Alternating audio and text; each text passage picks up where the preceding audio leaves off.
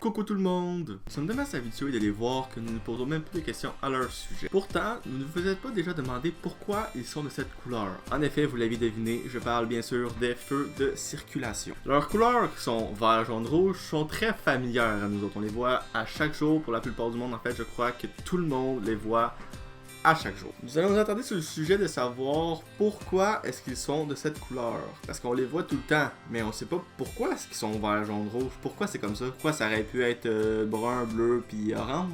Pourquoi est-ce qu'ils sont vert, jaune, rouge? Moi j'ai toujours voulu le savoir. Donc avant de commencer à savoir pourquoi est-ce que c'est cette couleur, revenons tout d'abord à leur première apparition. C'est en 1868, plus précisément le 10 décembre, que le premier feu de circulation est apparu sur le coin de Bridge Street et Palace Yard. Ce feu était constitué de seulement deux couleurs, soit le vert et le rouge, et il était conçu à l'aide de lanternes qui fonctionnent à gaz. Dans ce temps-là, le feu ne pouvait pas changer de couleur automatiquement, il devait y avoir un policier qui devait changer les feux lorsqu'il était temps de les changer. Alors là, le mec est vraiment pas tombé sur le bon boulot, parce que moi faire ça sans arrêt toute la journée, je ne serais pas capable. Puis en 1920, c'est Léon Fuenquinos qui aborde le sujet des feux comme nous connaissons aujourd'hui.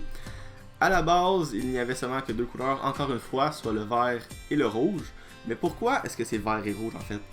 Ben, c'est tout simplement pour que ça soit visible aussi bien le jour que la nuit et que les deux couleurs soient très différentes. Dans ce temps-là, le rouge était une couleur qui signifiait déjà l'arrêt absolu.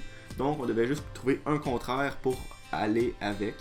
Et c'est le vert qui a gagné. Bien sûr, on peut mettre des feux bruns et violets, sauf que dans la nuit, on verrait sûrement pas bien le violet. Juste pour ça que le vert et le rouge ont remporté la bataille pour ces couleurs. Le premier feu qui ressemble le plus à ce qu'on connaît aujourd'hui était également constitué de vert et de rouge. Il n'y avait pas encore de jaune et c'était une sonnerie qui annonçait le changement du vert au rouge. Ce premier feu fut apparu en France sur les coins de Saint-Denis et de Sébastopol à Paris. Par contre, avec la sonnerie qui annonçait le changement de couleur, il y avait beaucoup d'arrêts brutaux, donc il y a eu beaucoup d'accidents. C'est pour ça en fait qu'ils ont juste décidé d'inventer le feu intermédiaire, soit le jaune. Encore là, pourquoi la lumière jaune? C'est juste parce que ça se différencie bien du vert et du rouge et que c'est visible autant le jour que la nuit. Maintenant qu'on sait pourquoi est-ce qu'ils ont choisi ces couleurs-là, c'est aussi le fun de savoir que c'est pas pareil dans tous les pays non plus.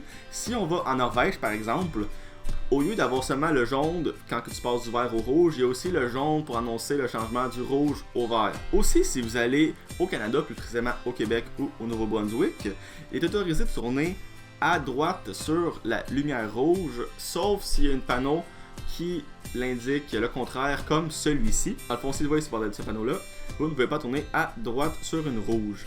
Également, il y a le feu. Quand que le feu vert il clignote, ça veut dire que tu as priorité sur les autres. Tandis que si tu es en Italie et que le feu vert et que le feu jaune flashent en même temps, ça veut dire que la rouge s'en vient.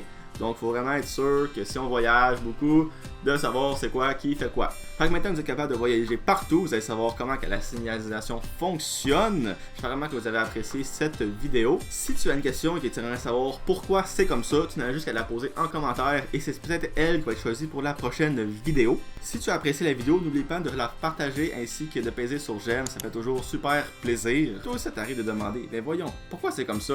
Tu n'as plus qu'à t'abonner en cliquant juste ici et ainsi tu vas pouvoir savoir pourquoi c'est comme ça. Sur ce, c'est tout pour moi, on se revoit très bientôt pour le nouveau Pourquoi c'est comme ça. Ciao!